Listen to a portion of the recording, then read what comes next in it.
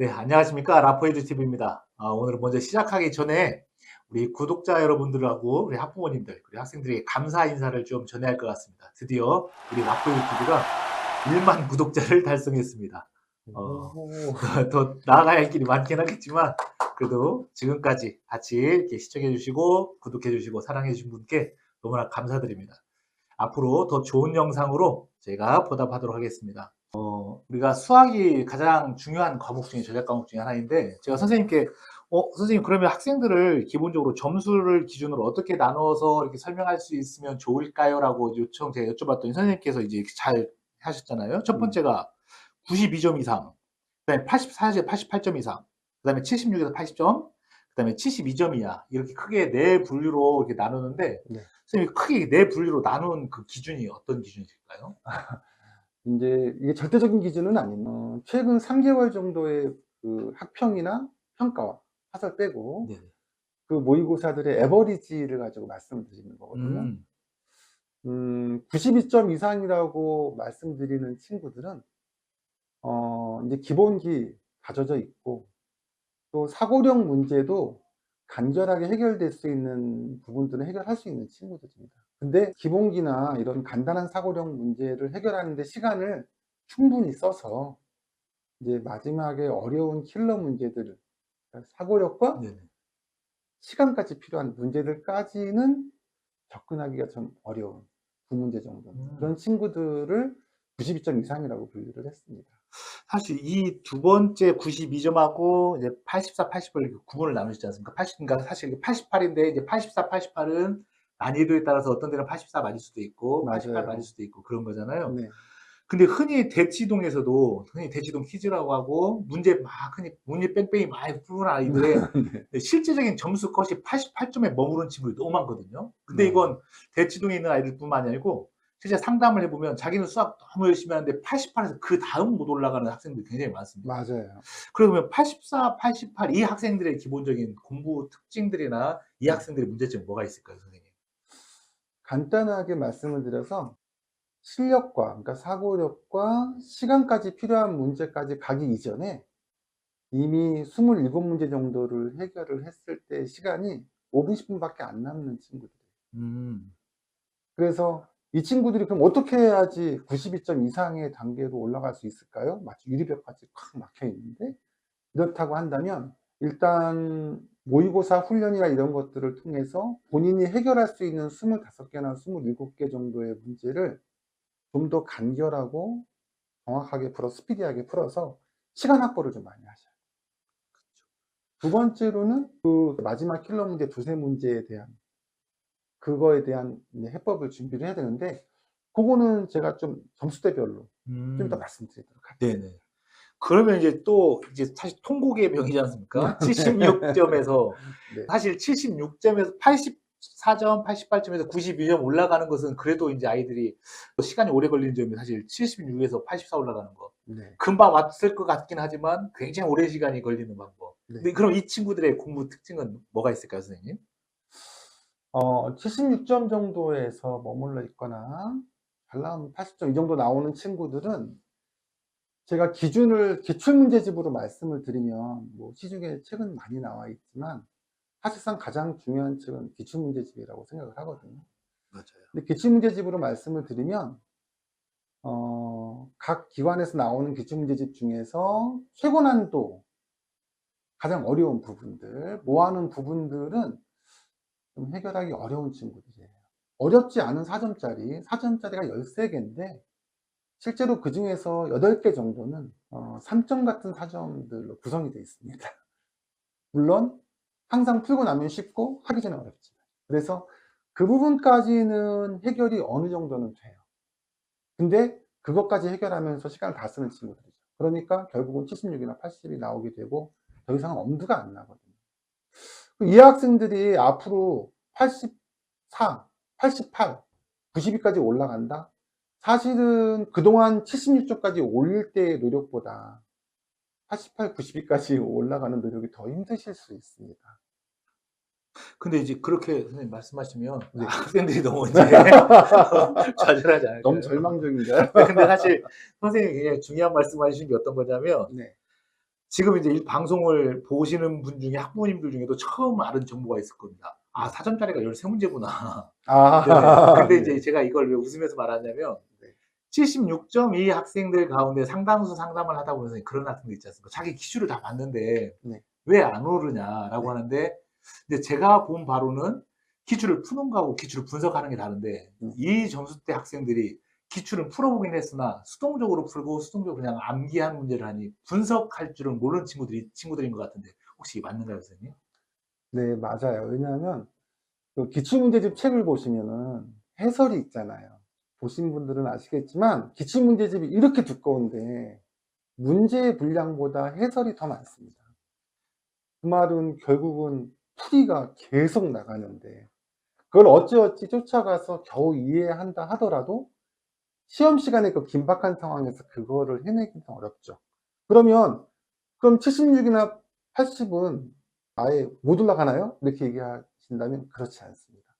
92점까지 올라가는 것은 전략적으로 충분히 가능합니다. 음.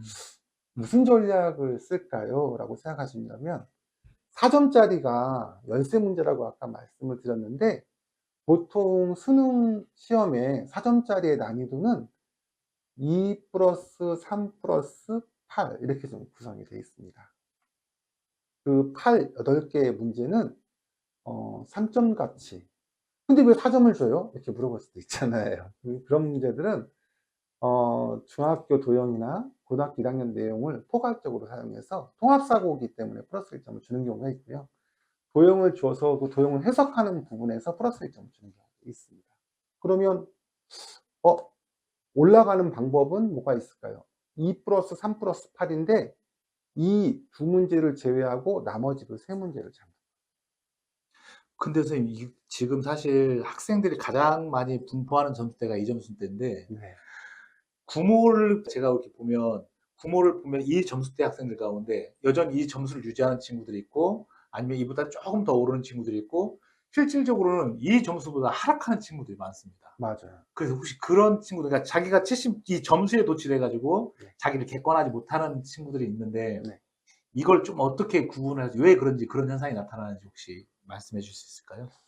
기본적으로 수학은 뭐 다른 과목도 마찬가지겠지만 6월 평가원과 9월 평가원은 완전 다릅니다. 6월 평가원은 문제 난이도가 조금 편안합니다. 왜냐하면 재학생들이 내신 대비까지 하느라고 신경 많이 쓰잖아요. 그래서 6월 평가원은 실질적으로 출제진들도 현행 고3이나 N생들의 실력의 위치 정도를 파악하는, 왜냐하면 수능을 정확하게 난도를 조정할 수 있어야 되니까 그런 개념이 강하고 기본 개념을 물어보는 문제들이 많습니다. 근데 9월 평가원은 문제가 다르죠.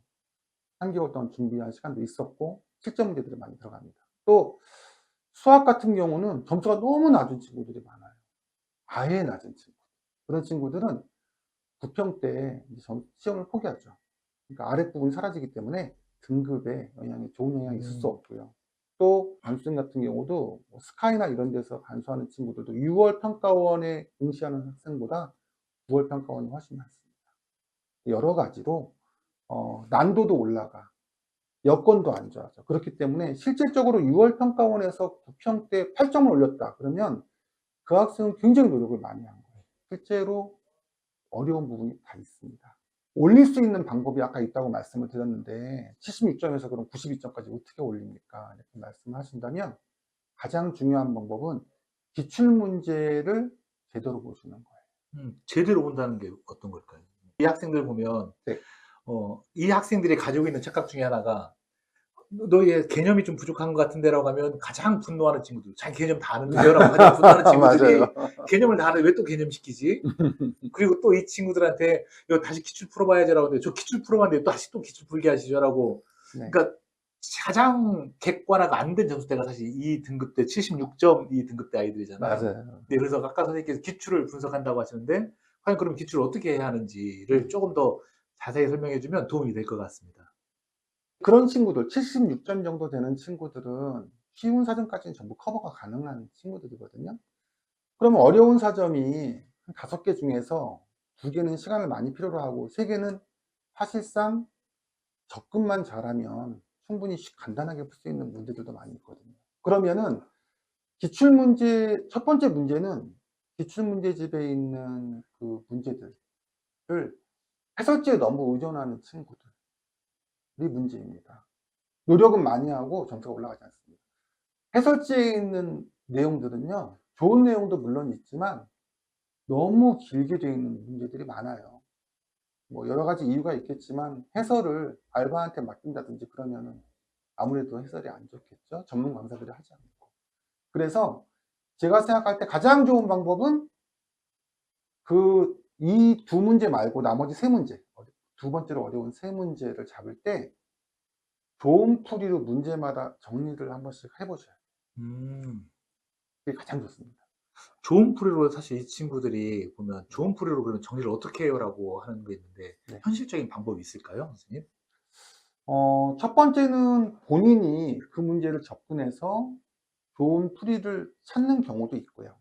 두 번째는 강사들을 통해서 선생님들 도움을 좀 받는 거죠.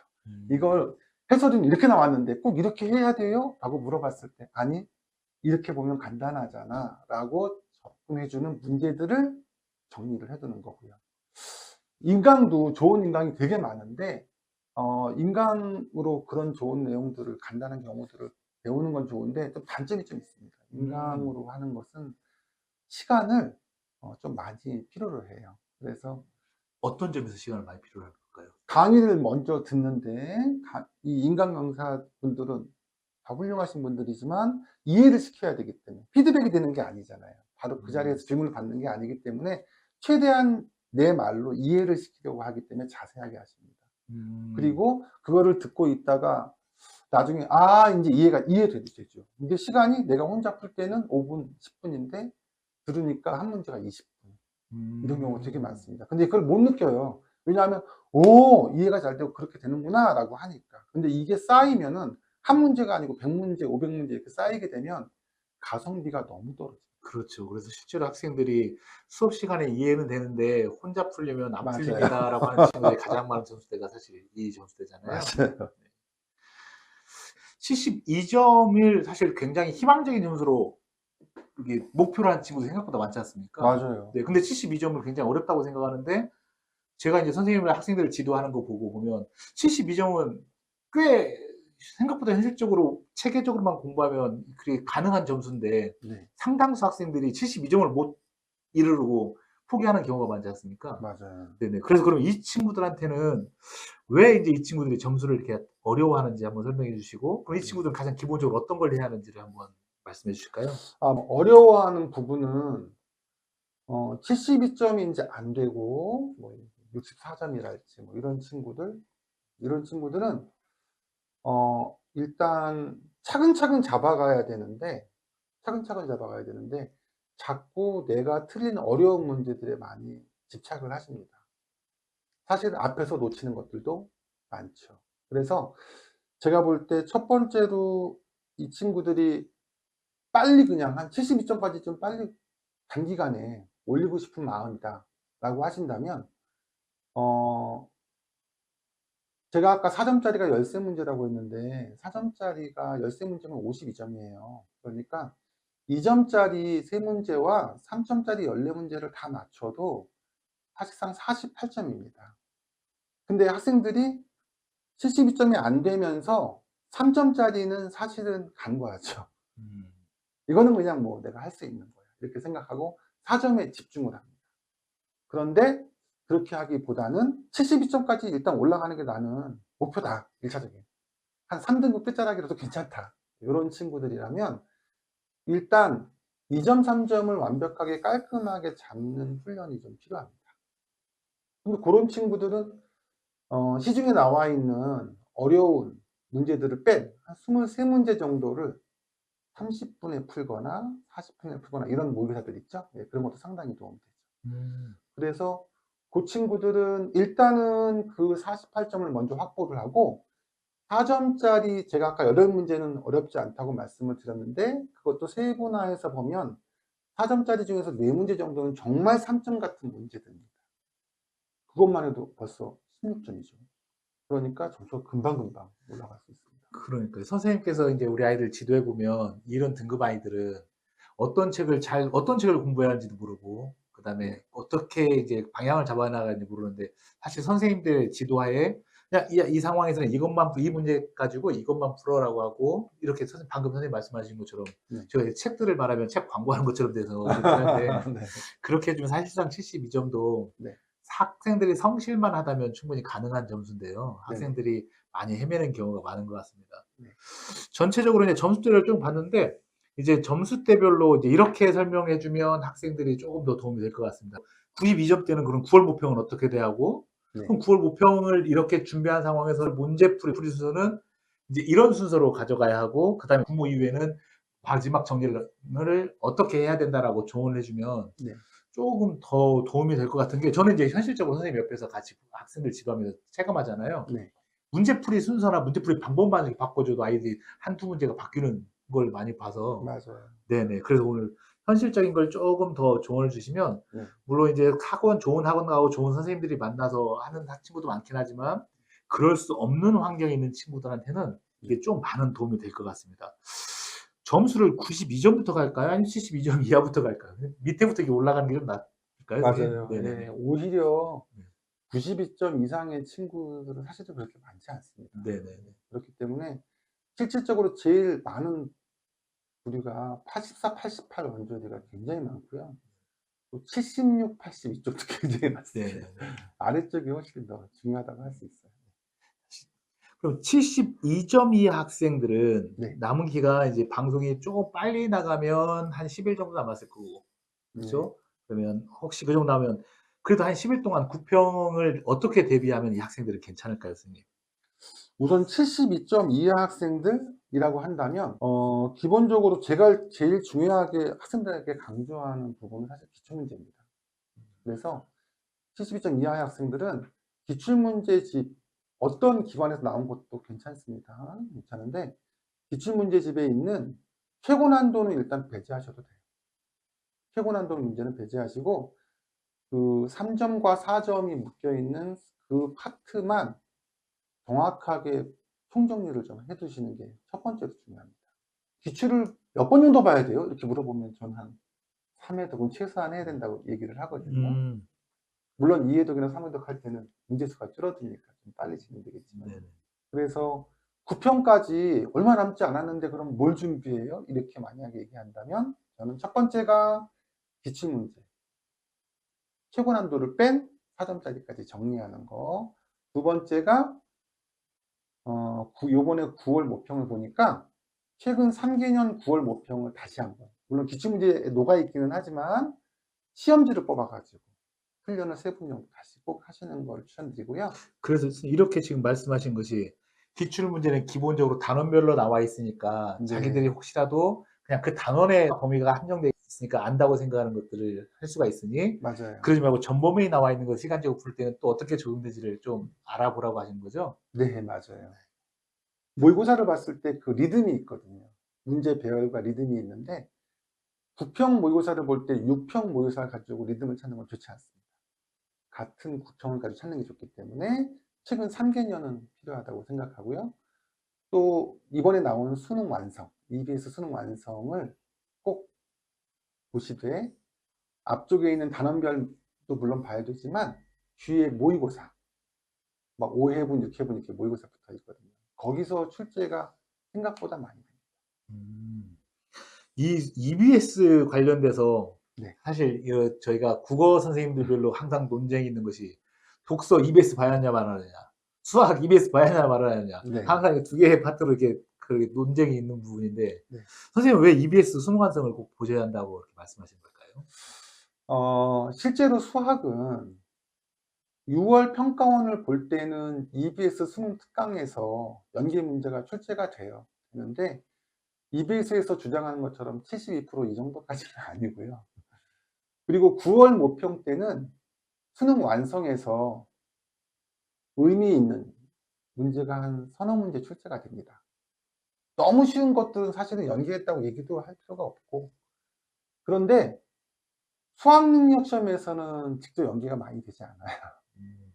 그래서 지금 이야기하는 이 촬영하는 시점이 부평부터 앞두고 있기 때문에 부모를 볼 때는 EBS 수능 완성을 보시는 게 저는 좋다고 생각을 합니다. 제가 이제 말씀드리고 싶은 게 뭐냐면 사실상 수학이 72점 이하 학생들이 쓸 수 있는 수시에서 전형은 이제 보통 논술을 쓰고 싶으면 약식 논술을 쓰잖아요. 네. 근데 약식 논술 특히나 가천대, 국민대에 있지만 가장 그래도 약식 논술 대표되는 가천대든 보면 그 시험 범위가 수능 특강, 수능 완성을 꼭 봐야 한다라고 강조하니까 네네. 사실 수능에도 도움이 되기도 하고 입시 전략적인 면에서도 도움이 되니 그렇죠. 수능 완성은 꼭 보는 게 기본적으로 추천하는 것이죠. 네네. 근데 이제 선생님 정말 잘 말씀해 주셨는데 좀 잘 학생들이 지켜줬으면 좋겠는 게 뭐냐면 제가 설명회를 다니든 아니면 지방에 있는 학생들이 상담을 하든 실제로 72점 이하인데 계속 실무를 푼다 뭐 한다는 친구들이 굉장히 많아서 아. 그래서 이게 조금 많이 안타깝습니다. 그러니까 기출도 안 된 친구들이 네.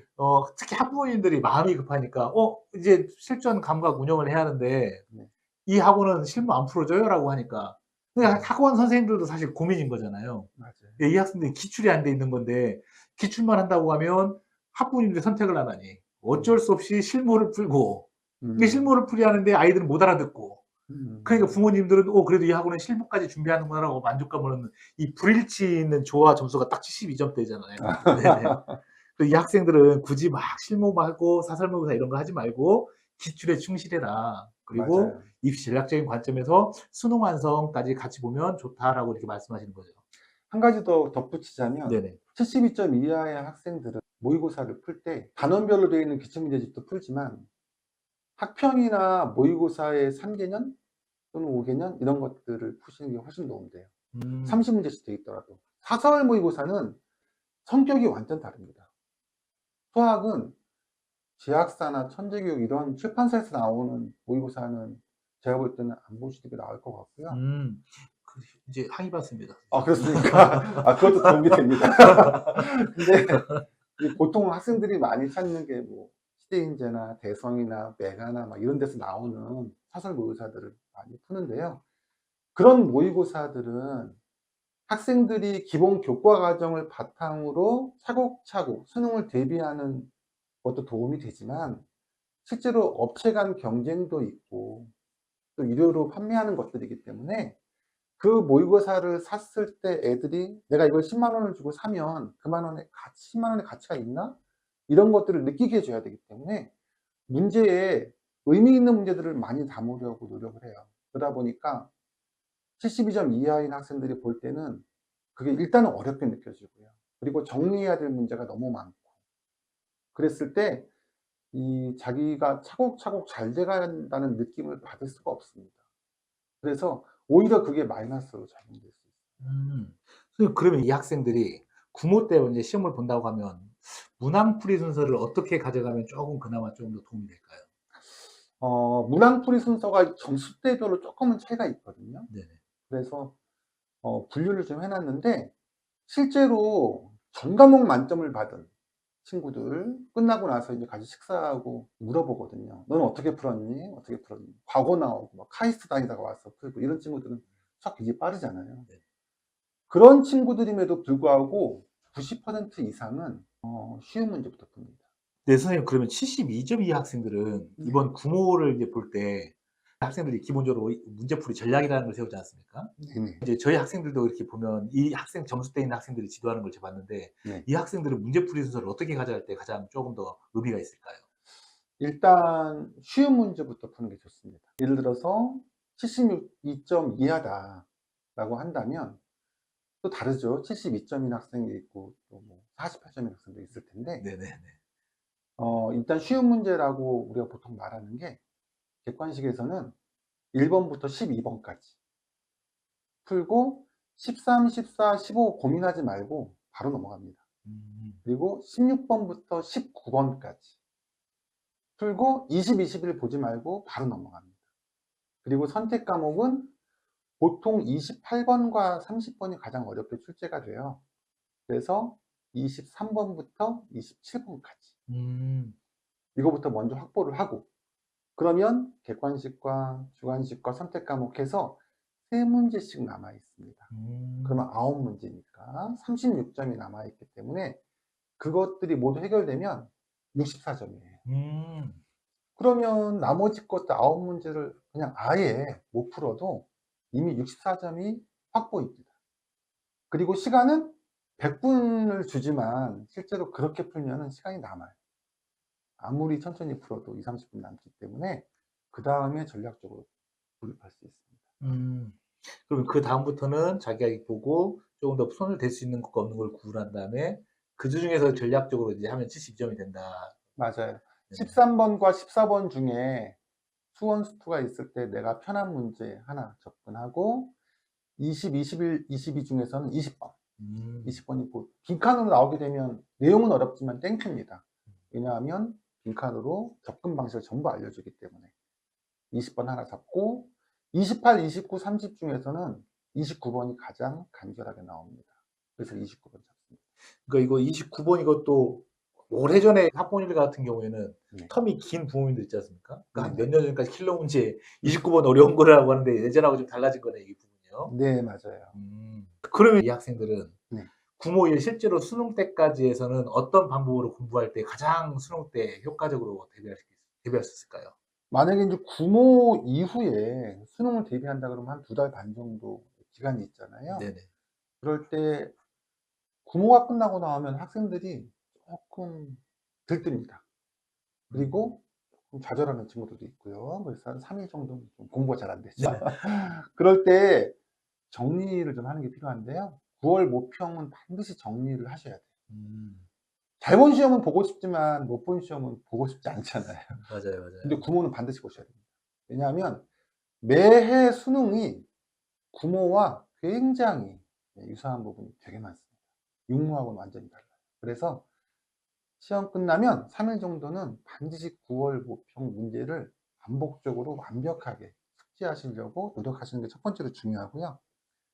점수대가 이제 72점 이하라고 한다면 수능 대비할 때까지 기출문제 4점 점검을 하셔야 돼요. 한두 번 보셨다고 하더라도 최종 점검, 최고 난도 빼고 나머지만 다시 세모 처리되어 있거나 별표 처리되어 있거나 다시 한번 점검하셔야 되고요. EBS 수능 특강이랑 수능 완성에서 이미 6평, 9평 때 보셨잖아요. 약간 좀 약점을 가지고 있는 문제들이나 이런 것들을 수능 직전에 11월 초에 보셔도 됩니다. 11월 초에 EBS 틀린 부분들만 점검. 그거 간단하게 이루어지면 좋고요. 그리고 수능 최근 3개년 분석하는 건 모평하고 마찬가지죠. 항상 그 시험에 최근 3개년은 분석을 해주셔야 되고요. 이 친구들이 이제 반복이 안 돼 있으니까요. 네네. 네네네. 그리고 혹시 마지막으로 사설 모의고사가 너무 보고 싶다. 네네. 이런 친구들이라면 72점 이하의 학생들은 30문제 완판으로 되어 있는 모의고사를 보지 마세요. 뭐 2330 이런 식으로 어려운 문제를 제외한 나머지 부분들을 짧은 시간에 해결하는 모의고사로 훈련하시는 게 도움이 많이 돼요. 사실상 책을 하나 지금 광고한 것 같은데요. 이거 취소하겠습니다.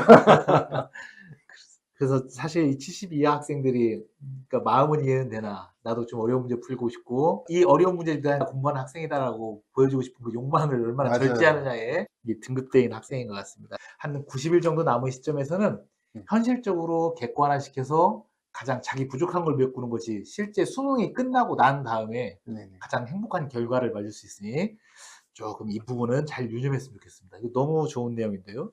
그럼 이제 우리가 76점, 현재는 76점 정도 돼 있긴 하지만 수능 가서는 가장 분기점이 되는 점수가 76점이지 않습니까? 맞아요. 네. 그래서 지금은 이제 자기가 76점, 80점이라고 착각하긴 하지만 네. 나중에 수능 가서는 72점, 68점까지 떨어진 친구도 있고 엄청 많아요. 네네네네. 그래서 이제 자기 점수에 좀 취해 있는 네. 자기 좀 잘하는 것 같은데 근데 이 점수가 왜 그러냐면 사실 학군지하고 비학군지 좀 차이가 나는 것 같고 그러니까 비학군지라고 해도 그러니까 지방에서 다니는 학생, 지방에서 좀 공부를 한다는 친구들 보면 실제로 이게 차이가 많이 나는 것 같습니다. 그러니까 대치동에서 공부할 때는 이게 76점, 80점 정도면 수학을 그렇게 잘하는 친구가 아니고 그냥 뭐 그러니까 좀 어떤 경우에는 수학을 못한다고 생각하는 경우가 있는데 이 점수 친구들이 지방 일반고 가서는 나름대로 목에 힘을 주고 다니는 친구들이 이 점수입니다. 그래서 그 동네에서 목에 힘을 주고 다니다 보니 이제 그럼 나도 상위권이니 대치동 상위권하고 자기를 동격화시켜서 가장 잘못된 공부 방법을 택하는 점수대가 사실 이 점수대 같은데 이 학생들에게 현실적으로 자기 자신을 좀 객관화시키고 9월 모평 대비해서 이런 공부를 해야 된다라고 조언을 해주시면 좋을 것 같습니다. 9월 모평 대비하는 부분은 일반적으로 기출문제집을 분석하거나 EBS 수능 완성을 보는 이런 부분들은 동일합니다. 그 부분들은 점수가 높은 학생이든 낮은 학생이든 봐야 되는데요. 문제는 이제 가장 76에서 80이면은 거의 기본 내용들은 돼 있는 친구들이거든요. 그래서 이 친구들은 만약에 88이나 92까지 뚫고 올라가려면 일단 기본 내용 부분이 부족한 게 아니고 문제를 푸는 스킬이나 경험 이런 것들이 부족한 친구들이 많아요. 그래서 이런 친구들은 사설 모의고사 부분들을 가지고 훈련하는 것도 괜찮습니다. 괜찮은데 사설 모의고사를 훈련하실 때는 최고 난도에 집착하기보다는 두 문제를 제외한 나머지 문제들을 정리하는 게 필요하고요. 그리고 일반 기출문제집을 볼 때도 단원별로 되어 있는 기출문제집을 볼 때도 최고 난도를 빼시면 안 됩니다. 76에서 80점 정도 되는 친구들은 최고 난도 문제 중에서 간단하게 정리할 수 있는 문제들, 물론 이게 혼자 힘으로는 쉽지 않고 선생님들의 도움이 좀 필요할 수는 있겠지만요. 그 간단하게 정리되는 문제들을 차곡차곡 쌓아가시는 게 92점까지 치고 올라가시는 포인트예요. 이런 게 성실함도 필요한 거죠. 그렇죠, 그렇죠. 그리고 또 진짜 이게 방금 성실함이라고 하는 것이 이 76점대 학생들이 가지고 있는 공통된 특징이 그러니까 성실함보다 좀 더 구체적인 단어를 사용하자면 집요함이 좀 없는 것 같습니다. 그러니까 긴 문제를 계속 집요하게 물고 늘어지는 능력이 없고 네. 그러니까 아까 선생님께서 말씀하신 4점 어려운 문제를 계속 참고 할 수 있는 그게 없으니까 중간에 못한다고 하고 그러니까 이제 선생님께서 방금 아니다 어려운 문제도 자꾸 도전해보고 집요하게 물고 늘어져 봐라고 이제 조언해 주시는 거잖아요. 네네. 근데 이 학생들이 마음이 급하니까 이 물고 늘어지는 이 시간이 공부가 아니라고 생각하고 효율이 떨어진다고 생각하니까 자꾸 포기하니까 항상 이 점수대에 머물러 있는 친구들인 것 같은데요. 맞아요. 네. 이게 제가 이렇게 오답 노트를 크게 강조하는 편은 아닌데요. 72점 이하 학생들은 오히려 역효과가 날 수 있습니다. 그래서 별로 이렇게 강조는 하지 않는데 이제 점수가 80점 정도 언저리에서 머물러 있는 또는 84점 이 76이나 80, 84 이 언저리 학생들은 이 치고 올라가고 싶은데 만만치 않잖아요. 아까도 말씀드렸지만 쉽지는 않은데 그 쉽지 않음을 뚫고 올라가시려면 조금 정리가 필요하세요. 그래서 정리를 어떻게 하느냐 이렇게 물어보시는 분들이 많은데 노트로 말하면 일반 여러분들 쓴 노트로 말하면 이 한 페이지 안에 한 문제가 딱 정리가 돼요. 그래서 문제 오려 붙인 게 반쪽에 상단에 들어가고 스텝 1, 2, 3 안에 정리가 되는 문제가 아니라면 문제가 너무 길어가지고 정리하실 필요 없습니다. 그런 문제는 빼시고 선생님의 도움을 받거나 본인이 직접 찾았다 하더라도 한 페이지 안에 정리될 수 있는 문제들 그것들이 하루에 2페이지씩만 채우시면 쌓여가면 92점까지 뚫고 올라갈 수 있습니다. 또 하나 이제 선생님 말씀 듣다 보니까 갑자기 생각난 건데 네. 이 76점, 80점 사이에서 나오는 학생들의 공부하는 태도나 습관을 보면 네. 그렇게 태블릿에서 푸는 친구들이 많습니다. 이 등급대 아이들이. 태블릿에다 문제 풀고 뭐 하는 친구들이 그렇게 많으면서 네. 그게 얼마나 자기 방법이 정당한지를 찾아내는데 수학 문제를 푸는데 이게 자기들이 집중하는 게 아니고 내 방법이 틀리지 않았음을 증명하는 이유들을 찾아내는데 꽤 집중하는 학생들이 이 학생들인 것 같습니다. 네. 네. 근데 저는 좀 태블릿으로 푸는 걸 추천하지 않는 편이에요. 대부분의 수학 선생님들이 사실 네. 네, 그래 추천하지 않는데 이 친구들이 유독 근데 고집스럽게 사실 네. 이유가 좀 있습니다. 왜냐하면 태블릿으로 푸는 친구들은 따다다다닥 하다가 아니면 또 이렇게 지우개 해가지고 탁탁탁 지우고 이렇게 하잖아요. 근데 자기가 풀어나가는 과정을 잘못됐더라도 봐야 됩니다. 근데 지우고 다시 이렇게 하다 보니까 그걸 잘 못 보게 되는 것 같아요. 중요한 지점인 것 같습니다. 그러니까 자기 풀이 과정을 보면서 그 부분이 어디가 틀렸는지를 구분하면서 사고관이 정리되는데 네. 이 친구들은 쉽게 지우고 네. 실제로 그래서 이제 조금 제 경험적인 걸 놓고 말씀드리면 성적이 확 오르는 학생들 보면 그러니까 하루 일과가 끝난 다음에 그 학생들 책상에 가보면 정말 지우기 가루가 수북합니다. 맞아요. 계속 자기 풀이 보고 다시 지우고 거기서 다시 해보고 하는데 네. 이제 이 태블릿을 하는 친구들은 그냥 그런 거 없이 그냥 쉽게 공부하려고 하는 그러니까 네. 초반에 약간 선생님이 말씀하신 것처럼 집요함이 좀 부족하게 만드는 그 공부 자체가 있는데요. 맞아요. 학생들이 그걸 못 깨닫는 것 같습니다. 요즘 친구들은 특히 그걸 못 네. 참죠. 네네네. 두 번째는 시험 볼 때 시험 보는 시험지가 지면이잖아요. 네네. 그래서 평소에 공부할 때도 지면과 동일하게 훈련이 자기도 모르게 적용이 되게 훈련하는 게 좋은데 그렇죠. 태블릿으로 하는 거는 이질적이거든요. 그렇기 그렇죠. 때문에 그게 좀 안 좋은 것 같습니다. 그래서 이제 농담 소리를 학생들이 가끔 그런 학생들 있지 않습니까? 태블릿으로 공부하다 보면 수능 시험장 들어가서 자기도 모르게 키워보려고 하다가 실패해요. 이렇게 많이 돼가지고. 네네. 실제로 그냥 가장 시험과 가까운 환경에서 비슷한 환경에서 해야 하는데 맞아요. 네. 그러니까 항상 성적이 안 나오는 학생들은 공부 방법도 공부하는 그 시간도 그렇긴 한데 네.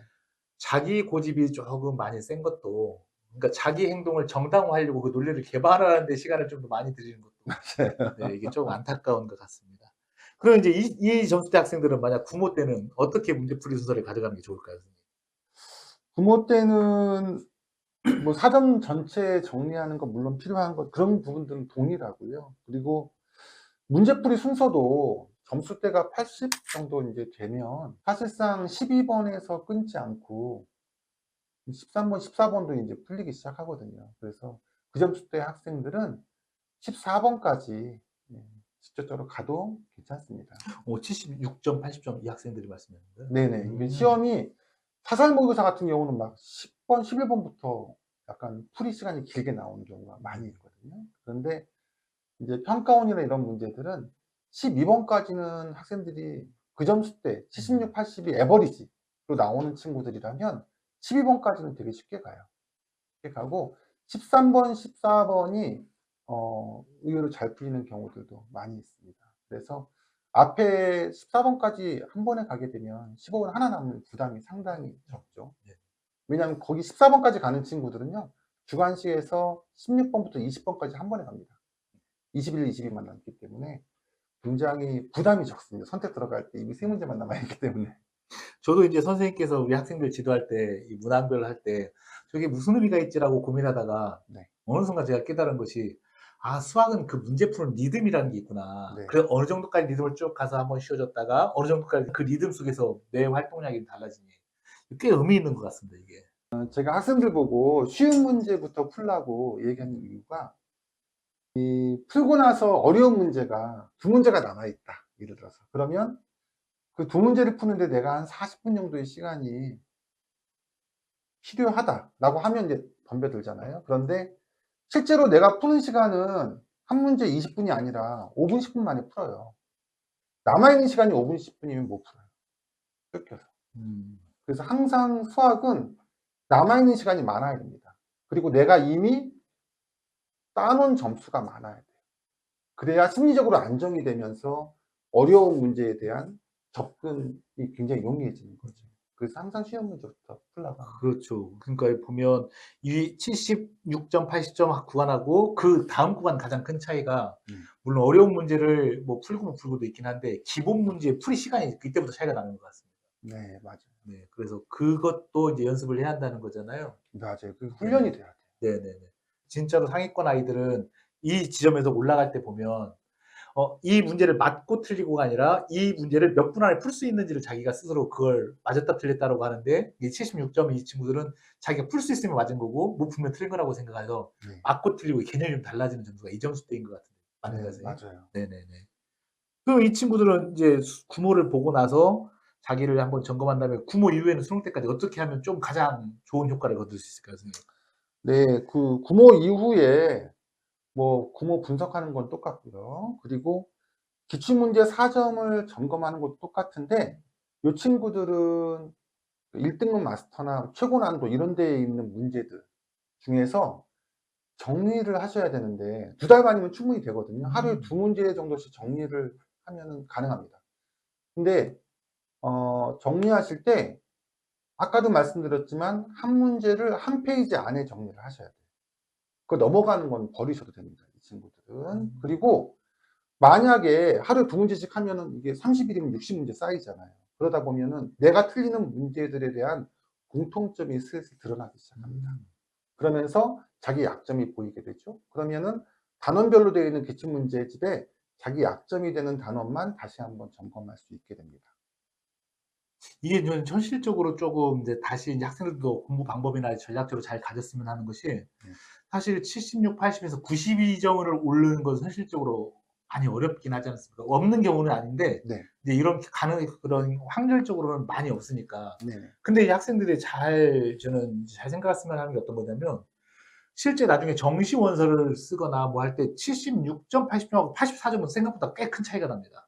그럼요. 네, 그래서 사실 이 친구들은 수학 한 문제 더 맞기, 수학 두 문제 더 맞기가 나중에 정시 원서 쓸 때는 엄청난 차이를 벌어진다는 건데, 네. 그래서 그 당장 눈에 보이는 것만 하면 네. 좋은데, 그래서 그런 관점에서는 선생님이 이렇게 조언해 주신 거잖아요. 네네. 네네.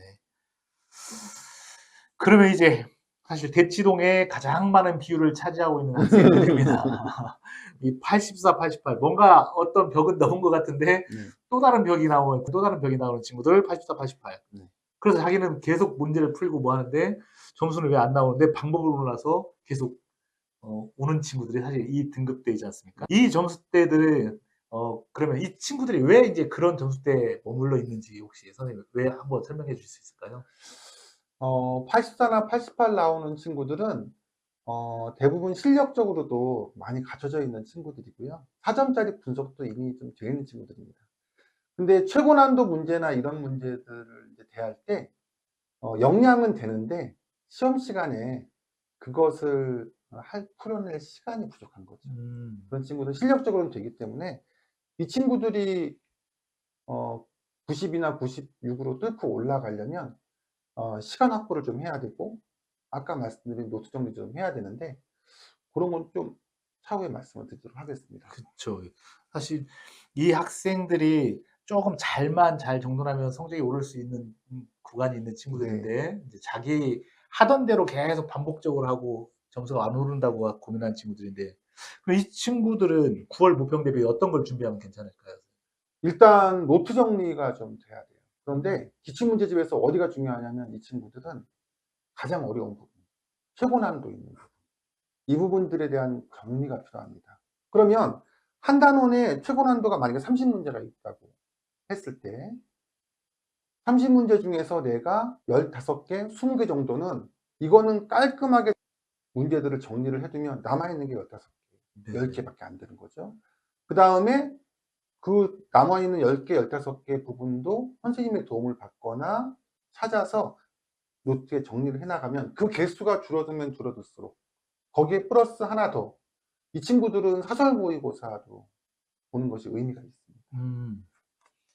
선생님께서 이제 전에 저희 그런 말씀을 해 주셨거든요. 네. 92점 학생들, 그러니까 흔히 말하는 실무과를 논하는 아이들이 네. 92점 이상이나만 되면 논할 수 있는데, 상당수 84, 88 이 등급 아이는 아니면 76, 80점 아이들이 실무과를 논한다. 네. 오히려 92점 이상 학생들이 자기는 개념이 부족하다라고 말하는 것들을 이해 못하는 등급대가 사실 이 등급대인 이유가, 네. 예를 들면 방금 선생님께서 말씀하신 굉장히 고난이도 문제는 한 4단계 정도까지 감이 있어서 각각 개념들이 어떻게 활용되는지에 대해서 충분히 자기 숙지가 실전적으로 활용이 돼야 하는데, 네. 실무만 푸는 친구들은, 그러니까 여기서 출제 원리가 좀 차이가 나는 것 같습니다. 평가원 기출은 좀 많은 돈이 들어가니 각 단계를 거치면서까지 집요하게 계속 집단 지성이 모여서 만드는 문제인데, 네. 실무는 그럴 수 없으니 맨 처음에 발상이나 이런 것들은 기존의 4점짜리 같이 한 두 단계까지는 가는데, 두 단계를 넘어서면 세 번째, 네 번째 단계가 평가는 어려운 반면에 네. 실무를 그냥 풀려버리는 경향이 있어서 이 끝에 고민하는 부분이 좀 적은 것 같은데, 이거 맞을까요, 선생님? 제가 생각할 때 84점과 88점의 학생들은 이 사설 모의고사나 이런 것들이 필요하다고 생각을 하거든요. 네네네. 그 이유는 뭐 때문이냐면 이 사설 모의고사는 평가원 모의고사하고 성격이 다르거든요. 이거는 새로운 사고, 새로운 창의력을 요구하는 문제들을 넣으려고 노력을 많이 해요. 음. 그러다 보니까 이 점수는 약간 평가원하고 다르죠. 그렇지만 내가 새롭게 봐야 되는 문제의 가지수는 많아집니다. 그래서 정리를 해 두기가 굉장히 봤더니 5개를 정리해야 돼. 6개 이렇게 나오는 거죠. 자기 점수는 88 까지도 가는데. 음. 풀어두라도 겨우 막 찍어서 풀거나 대충 푼 것 같고 이런 느낌을 많이 받거든요. 그래서 새로운 문제들에 대한 이 자기 시야를 넓히는 데 굉장히 좋습니다. 음. 그래서 저는 84점과 88점 학생이라면 사설 모의고사 정리를 꼭 하시기를 추천을 음. 드립니다. 그럼 이 친구들은 문제풀이 순서를 어떻게 가면 괜찮을까요, 선생님? 네, 이 84, 88 친구들도 부류가 두 가지인데요. 아예 쉬운 것만 먼저 보고 9개 남기고 새로 시작하겠다. 이런 친구들은 1번부터 그냥 12번까지 끊고 아예 안 봅니다. 그리고 바로 넘어가서 16번부터 19번까지만 하고 바로 푸는데 애들 10분도 안 걸려요. 그리고 23번부터 27번까지 가고 오면은 30분이 안 걸립니다. 시간이 많이 남아 있어요. 70분 이상이 남아 있기 때문에 그 다음부터 두 번째로 13, 14 해결하고 20번과 21, 22 중에 둘 중에 하나 해결하고 그 다음에 뒤에 있는 28, 29 해결하고 그리고 한 3개 남겨놓은 다음에 그래도 30분 남거든요. 그리고 나서 천천히 하나씩 해결하는 방식으로 가는 친구들이 있고 또 자기가 준비를 잘해서 문제가 잘 보여 그랬을 때는 1번부터 14번까지 한 번에 가져도 됩니다. 실력이 돼요. 그 정도 돼요. 그리고 네, 20번까지도 한 번에 가고요. 그래서 선생님이 상담하시다가 점수가 같은 애인데 왜 저렇게 다르게 말씀하시지라는 그 학생 성향별로 그리고 네. 수준별로 나눈 이유가 이것 때문에 그런 거네요, 선생님. 네. 그럼 이 친구들은 수능이 끝난 다음에 어떻게 해야 이제 92점, 96점까지 올라갈 수 있을까요? 이 친구들은 최고난도 정리가 꼭 필요합니다. 그래서 최고난도 노트 정리를 해주면 좋고 뭐 EBS 분석은 이미 실력적으로 많이 돼 있어서 틀린 문제들이 아마 몇 개 없을 거예요. 그렇지만 틀린 문제들을 한 번씩 점검해주고 그 다음에 그 사설 모의고사를 포함해서 최고난도 문제가 되는 애들, 최고난도로 나올 수 있는 아이들, 걔네들을 반복적으로 하고 킬러를 어떻게 잡아요? 이런 얘기를 많이 물어보시거든요. 부모님들도 상담하실 때 킬러 문제를 어떻게 잡습니까? 이렇게 얘기하시면 이게 좋은 방법이 아닌 것처럼 들리실 수가 있는데 저는 외우게 합니다.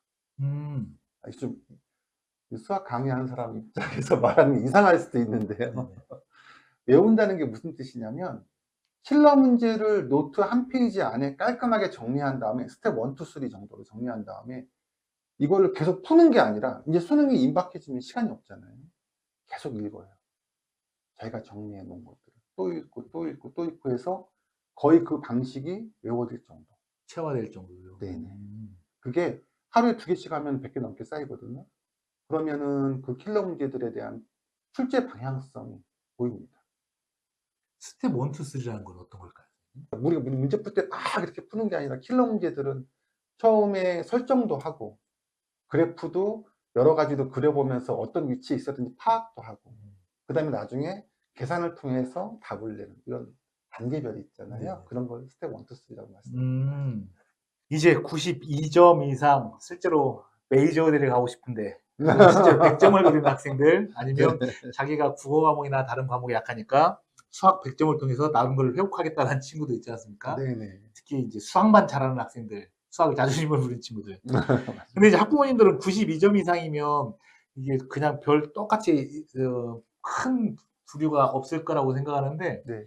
생각보다 92점에서 100점까지의 분포들은 93점, 94점, 95점 되게 많이 있지 않습니까? 네. 선생님, 제가 한 20년 하는 동안 100점보다 더 보기 힘든 점수가 몇 점인지 아십니까, 선생님? 96? 95점입니다. 95점. 저 95점 20년 동안 3번 봤습니다. 정말 보기 힘든데 100점은 정말 많이 봤는데 안 나오죠? 네네. 2점 하나, 3점 하나. 6월 평가원, 9월 평가원, 수능까지 해서 20년 동안 3번밖에 저는 못 봤습니다. 정말 보기 힘든 점수가 95점인데 이 친구들 생각보다 주의할 점이 사실 굉장히 많습니다. 근데 어쨌든 이제 92점 학생들이 이 친구들이 이제 9월 모평 대비는 어떻게 하는지 한번 말씀해 주면 좋을 것 같습니다. 일단 92점 에버리지 최근 3개년 학평이나 모평의 에버리지가 92인 친구들은요. 사실 시험 난도에 따라서 100점이 나올 수도 있는 친구들이에요. 에버리지가 90이라는 건. 근데 문제는 이 92점 학생들의 가장 큰 고민은 내가 개념이 안 돼 있는 것 같은데 라는 생각을 많이 합니다. 두 문제가 문제인 거죠. 네네. 이거 방금 선생님께서 말씀하신 개념이 안 돼 있는 것 같은데라는 것이 우리가 76점대에서 가지고 있는 개념이 안 돼 있는 것 같다고 실제로 참 차원이 다르지 않습니까? 어떻게 네. 다를까요, 선생님 이게요? 예를 들어서 이제 15번이랄지 21번이랄지 네. 이런 문제들은 당연히 킬러 문제죠. 당연히 킬러 문제인데 이게 계산을 막 어렵게 해서 만드는 킬러 문제일 수도 있지만 근본적인 개념을 물어보는 거예요. 예를 들어서 수투인데 연속성 그러면 애들 다 알죠. 다 아는데 그 연속의 정의를 굉장히 복잡하게 표현을 해 놓습니다. 문제에. 처음에 문제를 읽었을 때 무슨 말인지 읽히지가 않는 거죠. 음. 근데 나중에 선생님도 설명을 들어보면 "아 그 말이 그 말이에요?" 이렇게 얘기를 하는데 네. '아 왜 나는 그 말을 못 알아들었지? 내가 개념이 없나?' 이렇게 생각을 하는 거거든요. 음. 근데 그게 보편적으로 인제 90 이나 96 학생들 보면 개념 부족하다는 얘기를 많이 해서 뭐 정석 같은 거 다시 읽어보고 그러는 친구들도 있는데 네네. 맞습니다. 저는 그게 좋은 방식이라고 생각하지는 않습니다. 음. 왜냐하면 거기서 약한 개념은 기본 개념들이 아니에요. 그 고급 개념들이기 때문에 그 고급 개념들만 따로 묶어서 해 놓은 책은 없습니다. 그리고 고급 개념만 계속 설명하는 강의도 없습니다. 전국에. 수요가 없으니까요. 예. 수요가 없고 아이들이 받아들이지 못해요. 맞아요. 고급 개념을 계속해서 푸시를 하게 되면 정리가 안 됩니다. 고급은 그 하나를 이해하는데도 거기에 관한 고급 개념이 어떻게 적용되는지 문제도 보고 그 문제와 유사한 문제들을 몇 개들을 해결해 보면서 연습도 되고 해야지 그 개념 하나를 얻는 건데 개념만 나열식으로 이렇게 쭉 이야기했을 때 과연 학생들 머릿속에 들어가기가 어려운 거죠. 음. 그래서 그런 강의도 없기 때문에 "그럼 어떻게 고급 개념을 정리를 해요?" 라고 얘기할 수 네. 있잖아요. 그래서 고 친구들이 가장 필요한 것은 그 기출문제에서 일단 첫 번째로 기출문제의 최고난도 정리를 하셔야 돼요. 왜냐하면 사설에서 나오는 고급 문제들이 기출 최고 문제의 난이 이 문제들을 가지고 거의 유사하게 변형시킨 문제들이 너무 많습니다. 그렇기 때문에 일단은 기출문제집 최고 난도에 있는 문제들을 분석을 하셔야 돼요. 근데 인제 이 92점 이상인 학생들이 최고 난도 문제를 잡고 싶어요. 근데 고급 개념이 부족하다고 느껴져요. 이 친구들한테 가장 중요한 거는 가장 예를 들어 15번 문제가 8줄로 나와 있습니다. 그렇다면 세 번째, 네 번째 중에 가장 중요한 말, 물론 기억, 니은, 디귿도 있지만 가장 중요한 말이 딱 중간에 나와요. 그 말이 무슨 말이지? 음. 절대 그 말은 기존에 있던 말을 주지 않습니다. 완전히 새로운 말을 줘요. 대신 교과 과정에 있는 내용이기 때문에 그 말을 곱씹어 보는 거예요. 그래서 문제를 많이 푸는 게 중요한 게 아니라 최고 난도의 문제들에 있는 핵심적인 그 한 줄에 대한 해석, 그거를 모으셔야 됩니다. 음. 그게 50개, 100개 모이면 바닥이 넓지가 않아요, 최고 난도는. 깊어서 문제지. 그러니까 고것들 정리하는 것에 초점을 맞추는 게 가장 좋을 것 같아요. 음. 이 친구들은 그러면 이제 구모 때는 문항풀이 순서를 어떻게 선생님 보통 학생들에게 지도하십니까?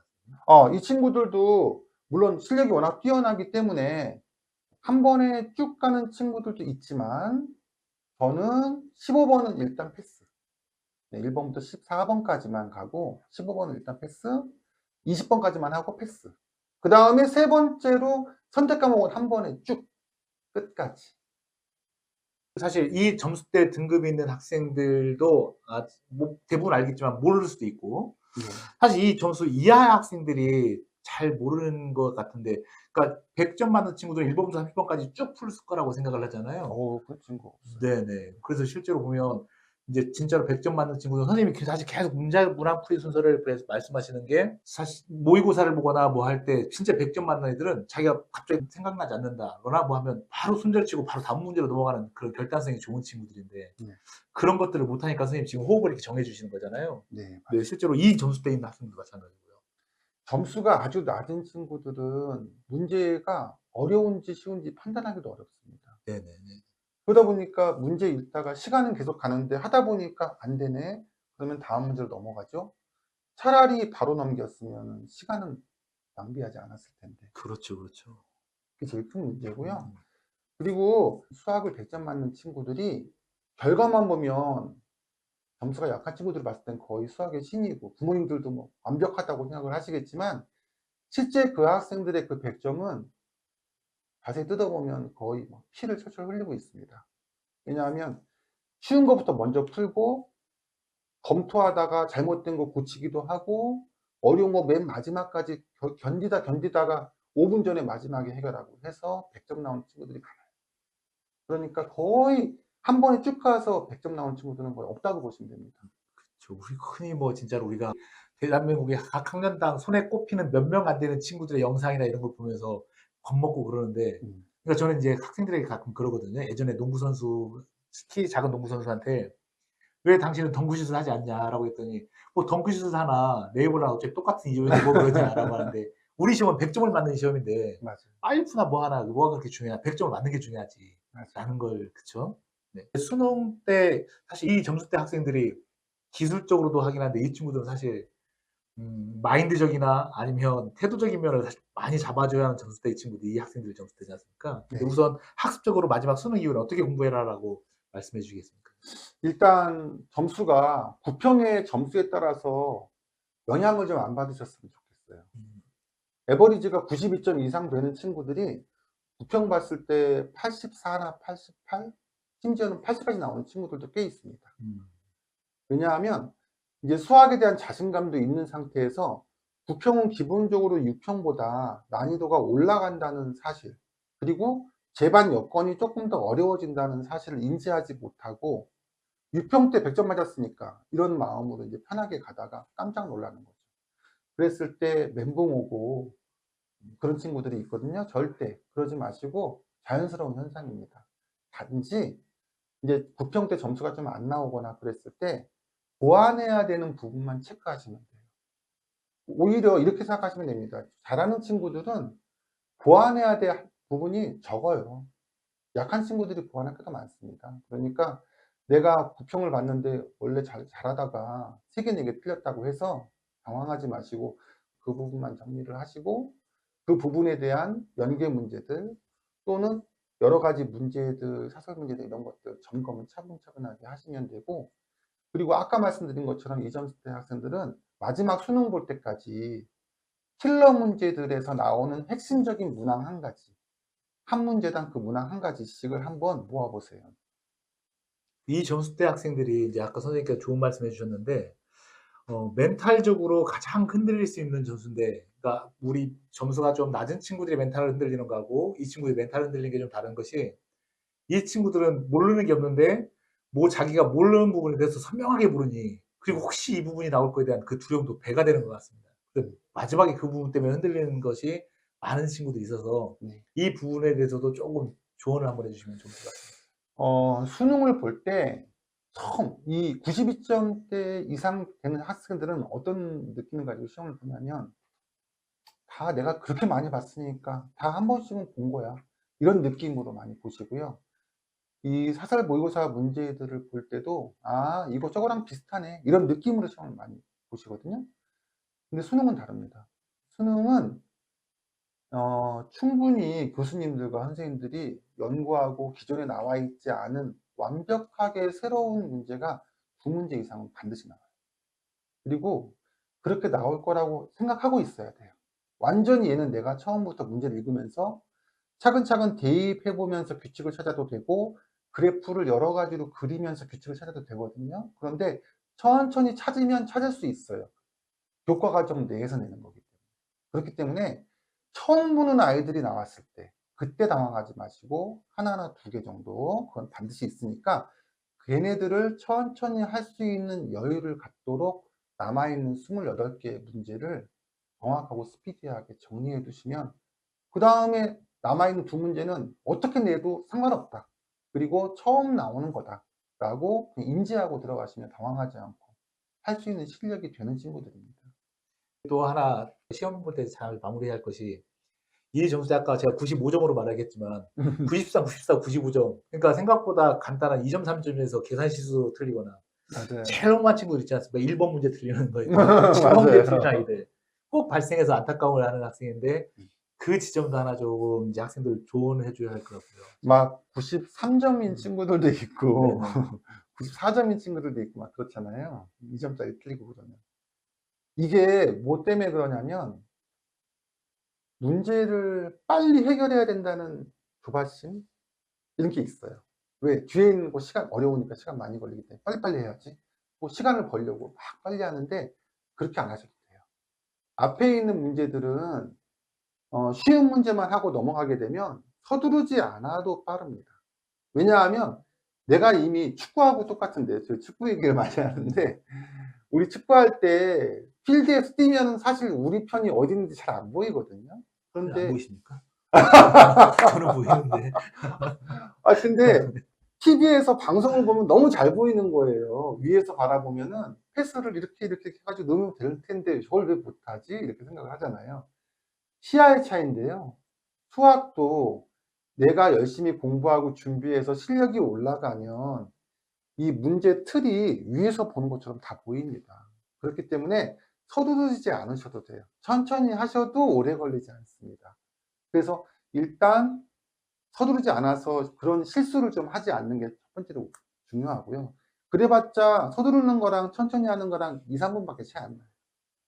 나중에 킬러 문제 2문제를 풀 때는 뭐 40분씩 쓰고 그래야 되는데 그 2, 3분 중요하지 않습니다. 그래서 확실하게 28개 정도를 챙겨 놓고, 그리고 나서 남는 시간 동안 차근차근 2문제가 처음 보는 거라 하더라도 수1 같은 경우는 차근차근 대입해 보면서 규칙성이나 이런 걸 파악을 하시고, 수2 같은 경우는 천천히 그래프를 차근차근 그려 보시면서 접하는 경우와 삼중근을 가지는 경우, 이런 경우도 생각해 보시면서 이렇게 돼야 되는구나 라고 판단하시면 나중에 풀고 나면 실제로 40분 안 걸립니다. 2문제 풀 때. 선생님, 이 친구들 선생님께서 지도하실 때 보면 네. 어려운 문제하고 쉬운 문제를 꼭 같이 겸해서 풀으라고 꼭 조언을 지도해 주시거든요. 맞아요. 네네. 사설모의고사 같은 경우 보통 일반 평가원보다 좀 더 어렵죠. 어려워서 실제로 시험 보고 나면 92, 6 맞는 친구들이 80점 나오기도 하고 그렇습니다. 근데 저는 그 친구들한테는 그런 거 너무 신경 쓰지 말라고 하거든요. 사설모의고사는 새로운 유형을 여러 가지로 우리가 알아가는 데 초점을 맞추는 거니까. 근데 그런 부분에만 너무 몰두하다 보면은 앞부분이나 이런 데 리듬을 놓칠 수가 있어요. 그래서 저는 잘하는 학생들이라 하더라도 노멀한 난이도, 편한 난이도의 모의고사를 병행해서 같이 보라고 하는데, 그러면은 그거는 100점이잖아요. 이렇게 얘기할 수 있는데, 대신 그런 문제들은 몇 분을 걸렸는지를 체크를 해 보라고 합니다. 쉬운 문제들은 다 맞춘다 하더라도 이걸 내가 100분에 했는지 90분에 했는지 80분에 했는지, 이게 하다 보면은 점점점 시간이 줄어요. 결국은 내가 킬러 문제를 푸는 시간을 확보하는 데 도움이 되는 거죠. 그래서 병행하는 걸 추천하고 있습니다. 네, 그리고 이제 이 학생들이 어려운 문제를 풀다 보면 쉬운 문제도 어렵게 접근해 가지고 시간 조절 못 하거나 자기 이렇게 지식에 함정에 빠지는 친구들 이런 것들 되지 않습니까? 네, 맞아요. 네네네. 이게 모든 학생들이 그 문제인데 너무 본인의 방식대로 풀다 보니 시간을 너무 많이 소비합니다. 그래서 약간 선생님들의 도움이나 이런 것도 필요하겠죠. 또 마지막으로 꼭 주의했으면 매년 나오는 안타까운 병인데 정말 수학을 잘해서 네. 육모, 국모 막 100점 받다가 수능 때 88, 90이 맞는 친구들을 가만 보면 네. 자기 수학에 대한 자신감은 과잉이 있다 보니까 어려운 문제 한 문제를 만나자마자 자기가 거기 승부를 걸어 가지고 거기에 말려 가지고 이제 하는 친구들 꼭 있지 않습니까? 네. 그래서 이런 것들도 그러니까 기출을 조금 보고 계속 아까 쉬운 문제, 어려운 문제 가서 보고 한 다음에 특히 평가원 기출은 어느 정도까지 나온다는 감이 있어야 하는데 매년 있지 않습니까? 매년. 자기가 자신 있어 이 문제 이기겠다. 이 문제 이기면 내가 전국 1등이다. 막 이런 거에 승부욕 그런 친구들. 그래서 안타까운 경향이 있는데. 수학 같은 경우는 학생들이 문제를 건너뛰는 게 좀 자존심을 상하게 생각하는 친구들이 있어요. 네네네네. 이 92점 이상 되는 친구들은 이제 거의 완성됐다고 본인들이 판단하기 때문에 이 넘기는 게 용납이 안 되는 친구들이 있습니다. 근데 문제를 풀다가 방법도 알겠고 방향도 같은데 계속해서 오답이 나왔을 때 그때 심리적인 타격 이런 게 굉장히 큰데 말릴 수가 있어요. 저희가 고무장갑 끼는 거라고 생각하시면 될 것 같은데요. 우리 설거지할 때 고무장갑 낄 때 잘못 낄 수도 있잖아요. 그러면은 낀 상태에서 그거를 계속 이렇게 다르게 제대로 끼려고 하면 잘 안 됩니다. 차라리 빼고 처음부터 다시 끼는 게 낫기 때문에, 만약에 그 문제가 보여서 바로 돌입했는데 오답이 나왔을 때는 일단 놔두고 뒤에 거 먼저 다 해결한 다음에 다시 처음부터 천천히 접근하시는 게 좋을 것 같아요. 와, 오늘 사실 점수대별로 등급대별로 굉장히 중요한 말씀들을 많이 해 주셨는데 학생들에게 그리고 많은 도움이 됐을 것 같습니다. 말씀 이렇게 들어보니까 다음에 이런 방송을 한번 했으면 좋겠다 생각하는 것이 근데 그러기 위해서 이제 이거 한번 말씀해 주셨으면 좋겠는 게 뭐냐면 학생들이 이제 보면 우리가 고등학교 1학년, 고등학교 2학년, 그다음에 중학교 3학년 한참 사춘기인 학생들 있지 않습니까? 네. 근데 이제 이 친구들이 언젠가는 다시 눈꼬리가 내려가지고, 그러니까 사춘기 있는 친구들이 항상 눈썹 보면 10시 11분까지 그러지 않습니까? 10시 11분 항상 눈이. 근데 그런 친구들이 이제 눈꼬리가 내려갈 때쯤은 이제 공부를 나도 이제 공부를 해야겠구나라고 생각할 타임인데 그 친구들이 안타까운 게 뭐냐면 막상 공부를 하려고 할 때 워낙 안 돼 있으니 시간이 오래 걸려서 자기 의지와 다르게 좋은 결과를 얻지 못하는 안타까움이 있으니 중3, 고1, 고2 학생들, 이 학생들에 대해서 최소한 다른 건 다 괜찮으니 이 정도는 공부했으면 좋겠다라는 것을 나중에 한번 방송으로 하면 좋겠는데, 왜냐면 지금 이 방송을 보고 이 방송은 아마 고등학교 1학년, 2학년에 수능 관심 있는 학생들 볼 것이고, 아니면 조금 우리 아이가 재능은 있는데 공부하지 않는 아이를 보면서 어머니가 대신 공부하는 분들도 있으니까 오늘 너무 좋은 이야기들이 많이 나가서 학생들이 많이 도움이 됐을 것 같습니다. 다음에는 이제 더 좋은 이야기로 이제 하면 좋을 것 같고요.